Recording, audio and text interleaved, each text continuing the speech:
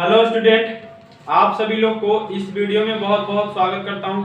ये वीडियो मैं उन विद्यार्थियों के लिए बना रहा हूं जो विद्यार्थी 2022 में क्लास 10 के मैट्रिक एग्जाम देने वाले हैं। मैट्रिक के एग्जाम देने वाले हैं उन विद्यार्थियों के लिए मैं इस चैनल पर ऑब्जेक्टिव क्वेश्चन का तैयारी करा रहा था।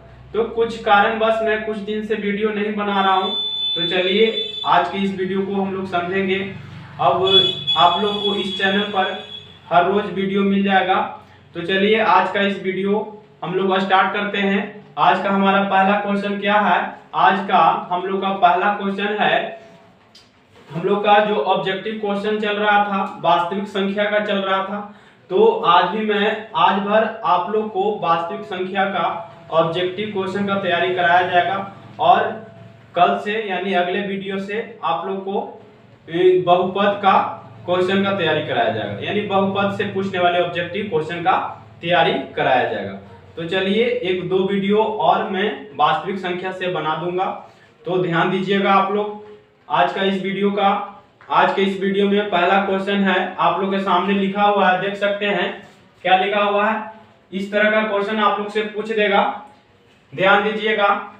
क्या वृत्ताकार पथ पर 3 धावक एक ही स्थान से दौड़ना प्रारंभ करते हैं तो एक चक्कर लगाने में क्रमशः 1 घंटे, 3 घंटे तथा 5 घंटे समय लगता है, तो तीनों को प्रस्थान यानी जहां से शुरू किए थे दौड़ना, तो तीनों को प्रस्थान बिंदु पर पुनः मिलने में लगा समय कितना समय मतलब लेंगे?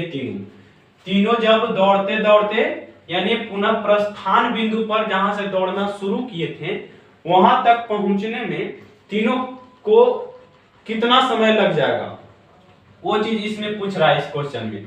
तो इस क्वेश्चन को हम लोग समझेंगे, ध्यान दीजिएगा। इस तरह के अगर क्वेश्चन आ जाए तो कैसे बनाना है, इसका जो समय दिया हुआ है 1 घंटा, 3 घंटा, 5 घंटा, इसको क्या कर देना है आप लोग को, इसको आप लोग को एलसीएम निकाल देना है, लघुत्तम, जिसको हम लोग बोलते हैं क्या, एलसीएम, इंग्लिश में लोवेस्ट कॉमन फैक्टर कर देना है। जो समय दिया हुआ है 1 घंटा, 3 घंटा, यानी क्वेश्चन को शॉर्ट में बनाने का तरीका यही है।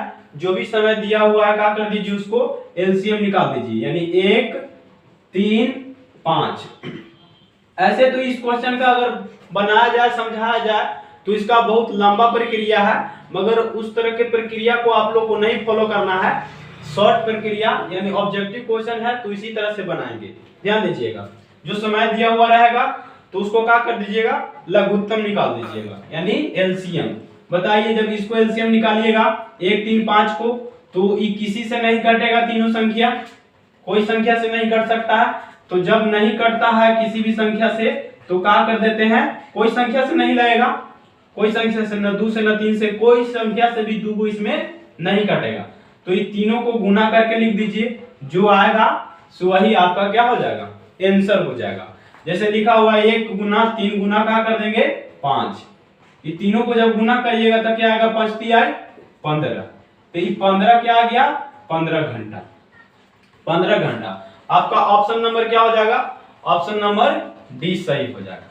तो तीनों धावक को प्रस्थान बिंदु पर पहुंचने में कितना समय लगेगा, 15 घंटा लगेगा। चलिए तो आप लोग इस क्वेश्चन को समझ पाए होंगे। अब बढ़ते हैं हम लोग अगला क्वेश्चन की तरफ। अगला क्वेश्चन की ओर ध्यान दीजिएगा आप लोग। तब तक मैं इस क्वेश्चन को यहाँ पर से मिटा रहा हूं।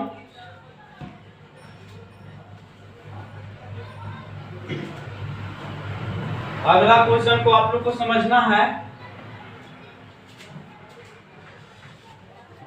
क्वेश्चन नंबर दूसरा पर ध्यान दीजिएगा। क्वेश्चन नंबर दूसरा क्या है, x के पावर n प्लस 1 का एक गुणक क्या है, x प्लस 1 है तो n निश्चित रूप से है क्या, n क्या हो सकता है कि x के पावर n प्लस 1 का गुणक x प्लस 1 हो जाए, यानी n का वैल्यू क्या लिखिएगा कि x प्लस 1 इसका गुणक हो जाए। गुणक का मतलब क्या होता है आप लोग को मैं समझाऊंगा। तो जैसा कि इसमें ऑप्शन क्या दिया हुआ है, ऑप्शन ए नंबर, n कितना होगा, n का वैल्यू कितना रखेंगे कि x प्लस 1 का ये गुणक होगा। तो n का वैल्यू क्या होगा, विषम पूर्णांक होगा कि सम पूर्णांक होगा कि ऋणात्मक पूर्णांक होगा कि धनात्मक पूर्णांक होगा। ये तीनों चारों ऑप्शन में से कौन सा ऑप्शन सही होगा। तो चलिए इस क्वेश्चन की ओर ध्यान दीजिएगा। गुणक का मतलब क्या होता है, यानी x के पावर क्या लिखा हुआ है 1, तो x के पावर n प्लस 1 है। तो कह रहा है क्वेश्चन में कि x के पावर n प्लस 1 का एक गुणक x प्लस 1 है, यानी कहने का मतलब कि इसका गुणक x प्लस 1 कब कहलाएगा। n के जगह पर हम कितना रखेंगे, कौन ऐसी संख्या रखेंगे कि आपका a x प्लस 1 का गुणक कहलाएगा। गुणक का मतलब क्या होता है, गुणक का मतलब होता है जो हम लोग बोलते हैं गुणज। क्या बोलते हैं, गुणज। गुणक का मतलब गुणज। तो इसका मतलब गुणक कहने का मतलब कि एक n के जगह पर कौन ऐसी संख्या हम रखें ताकि रखने पर गुणा करने के बाद जो आएगा वो किससे विभाजित होना चाहिए। यानी गुणक का मतलब यही होता है कि x प्लस 1 से पूरा पूरा इसको कट जाना चाहिए, यानी पूरा पूरा विभाज्य हो जाना चाहिए। तो n के जगह पर कितना रखिएगा, तो कितना रखिएगा ध्यान दीजिएगा आप लोग। n के जगह पर हम सिर्फ और सिर्फ क्या रख सकते हैं, 1 रख सकते हैं। 1 रखने पर ही x प्लस 1 का ये वाला x प्लस x के पावर 1 x के पावर n प्लस 1 आपका क्या कहलाएगा, गुणक कहलाएगा। सिर्फ और सिर्फ क्या लेंगे, n बराबर 1, यानी n बराबर 1 लेने पर ही x प्लस 1 का ये गुणक कहलाएगा। ध्यान दीजिएगा, n बराबर 1 ही लेने पर x प्लस 1 का ये गुणक क्यों कहलाएगा, समझिएगा आप लोग। जब इसमें आप लोग n बराबर 1 लीजिएगा तो n के जगह पर 1 रखेंगे, प्लस में 1 रखेंगे। अब बताइए x के पावर 1 है तो x को एक बार गुणा करिएगा। x के पावर 1 कहने का मतलब क्या आएगा, x ही ना आएगा, क्या आएगा, सिर्फ x आएगा। अब प्लस में क्या है 1 है, तो बताइए x के पावर 1 रखने से यानी n बराबर 1 रखने से आपका क्या आया, x प्लस 1 ही आया। तो बताइए x प्लस 1 से पूरा पूरा विभाज्य नहीं हो जाएगा, पूरा पूरा क्या हो जाएगा, कट जाएगा। तो n बराबर 1 रखने पर क्या, n बराबर 1 रखने पर यानी ये जो है इसका गुणक कहलाएगा। गुणक कहने का मतलब क्या, गुणज। अब समझ लीजिए एक और एग्जांपल मैं अपने तरफ से समझा देता हूं। जैसे यहाँ पर लिखा हुआ है 4 लिखा हुआ है, तो 4 लिखने का मतलब क्या है, और 4 के सामने क्या लिखा हुआ है, 2 लिखा हुआ है। 4 के सामने 2 लिखा हुआ है और आप लोग से पूछ दिया जाए कि बताइए कि 2 का गुणक 4 है, गुणक कहिए चाहे गुणज, 2 का गुणज 4 होगा, तो हाँ होगा। क्यों होगा, क्योंकि 2 से पूरा पूरा क्या हो जाता है, विभाज्य हो जाता है। यानी 4 को हम लोग ऐसे लिख सकते हैं, 2 गुना 2 लिख सकते हैं। यानी गुणक क्या कहलाता है, गुणक क्यों कहलाया, x बराबर n बराबर 1 रखने पर इसका गुणक क्यों कहलाया, क्योंकि x n बराबर 1 रखें तो x प्लस 1 से पूरा पूरा क्या हो गया, पूरा पूरा विभाज्य हो जाएगा, यानी पूरा पूरा कट जाएगा भागा देने पर। अगर हम लोग इसमें x प्लस 1 से भागा दें इससे तो पूरा पूरा क्या हो जाएगा, कट जाएगा। तो n बराबर 1 रखने पर इसका गुणक ये कहलाएगा। समझ में आया। जैसे एग्जांपल यहाँ पर समझ सकते हैं, 4 का गुणक 2 होगा, तो हाँ होगा। क्यों होगा, क्योंकि 2 से पूरा पूरा कट जाएगा 4, इसलिए 4 को हम लोग 4 जो है से 2 का गुणक कहलाएगा। समझ गए होंगे आप लोग, इस क्वेश्चन को समझ पाए होंगे। तो इस क्वेश्चन में कौन सा ऑप्शन आप लोग को सही हो जाएगा, ऑप्शन नंबर ए सही हो जाएगा। यानी n बराबर 1 रखे हैं तो 1 क्या है, सम पूर्णांक है कि विषम पूर्णांक है, तो 1 विषम पूर्णांक है, तो इसका आंसर कौन हो जाएगा, विषम पूर्णांक। यानी n बराबर विषम पूर्णांक का एक गुणक होगा x प्लस 1, यानी x प्लस क्या होगा, x प्लस 1 गुणक कब होगा, जब n का वैल्यू 1 रहेगा, यानी विषम पूर्णांक रहेगा। तो समझे होंगे आप लोग इस क्वेश्चन को। तो तब तक के लिए इसको स्क्रीनशॉट लीजिए। हम अगला क्वेश्चन लिखते हैं।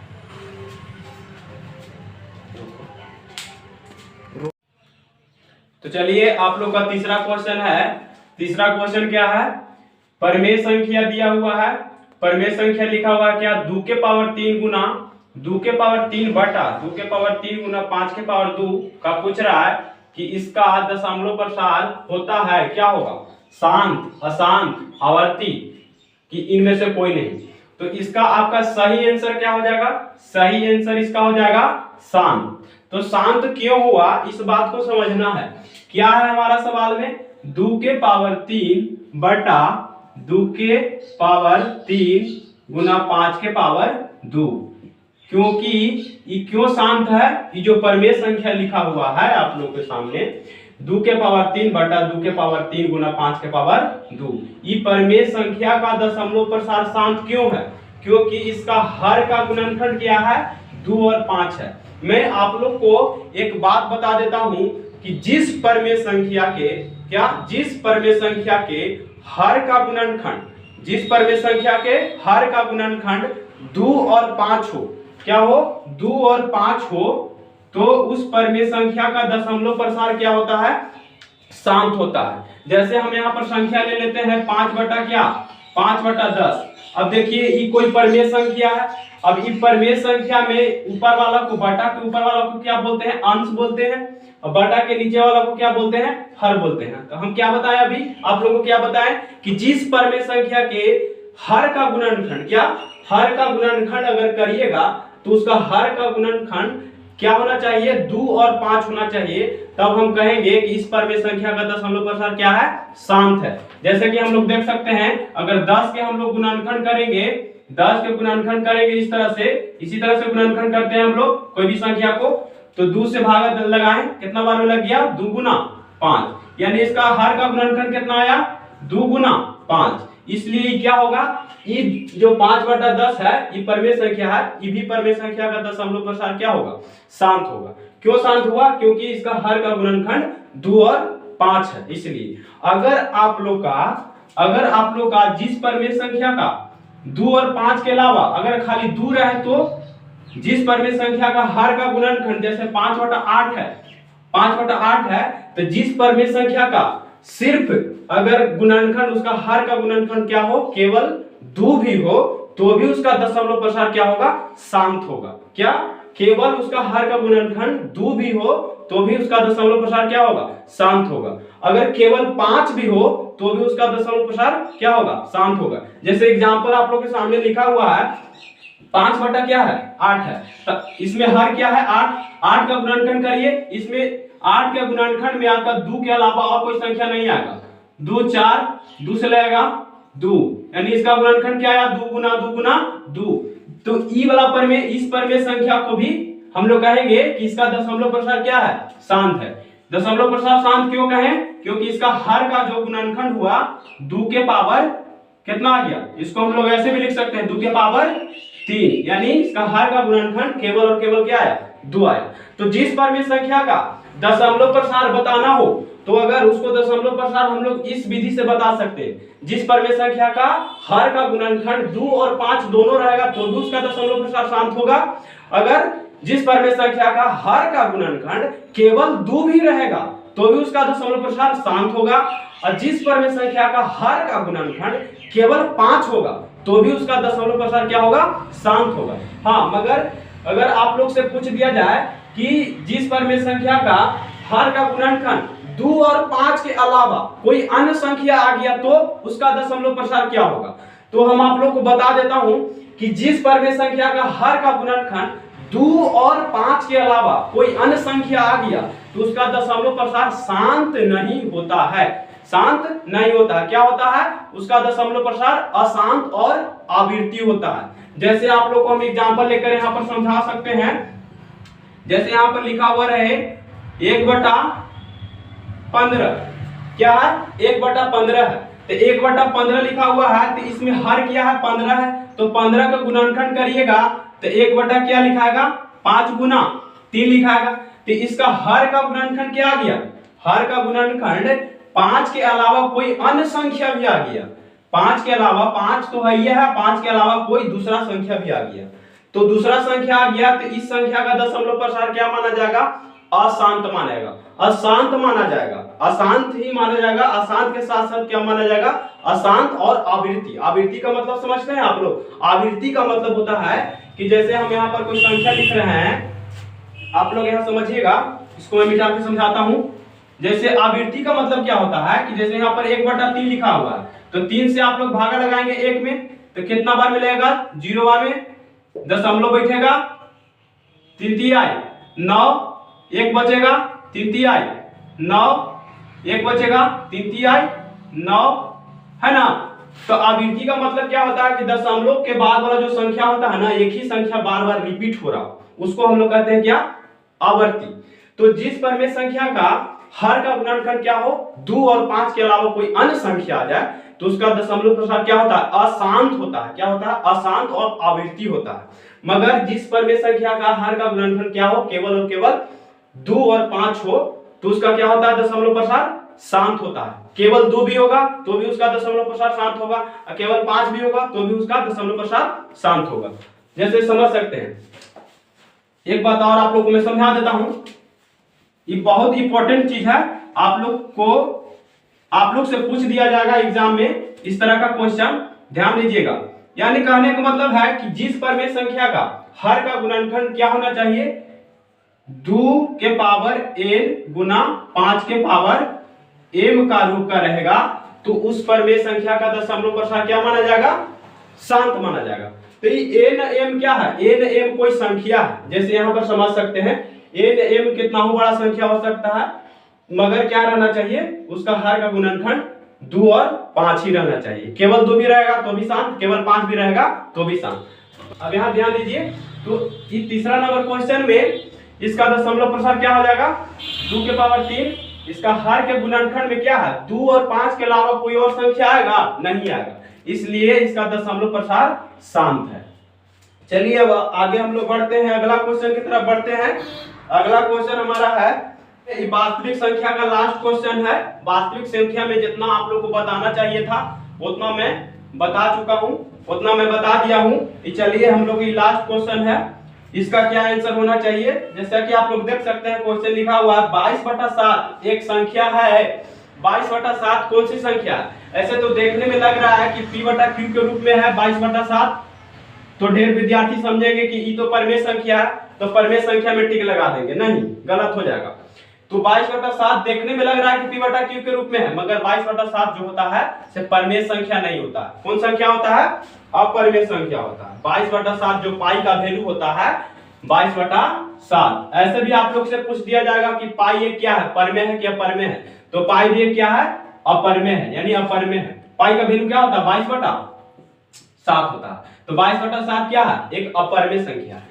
क्यों अपरमेय संख्या है, क्योंकि जब हम लोग 7 से भागा लगाते हैं 22 में, तो इसके 7 से भागा लगाने पर जो दशमलव के बाद वाली संख्या आता है वो कभी खत्म नहीं होता है। दशमलव के बाद वाली संख्या जो आता है इसमें वो कभी खत्म नहीं होता, इसलिए हम लोग कहते हैं कि 22/7 एक क्या है, अपरमेय संख्या है। तो चलिए आप लोग समझ गए होंगे।